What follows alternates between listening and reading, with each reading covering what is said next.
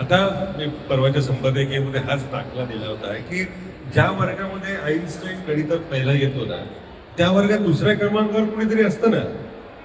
पण म्हणून आईन्स्टाईन पहिला होता तेव्हा मी दुसरा असतो असं मिरवायचं नसतं, कारण अंतर महत्वाचं असतं ना. तर तुम्ही $59,000, ती तिसऱ्या क्रमांकावरती चीन आहे $30,000, अमेरिका $80,000 दरडोई उत्पन्न, आणि या मालिकेत आपण चौथ्या क्रमांकावर दरडोई उत्पन्न $2,000. आता ही ही याची जाणीव आहे का नाही आपल्याला?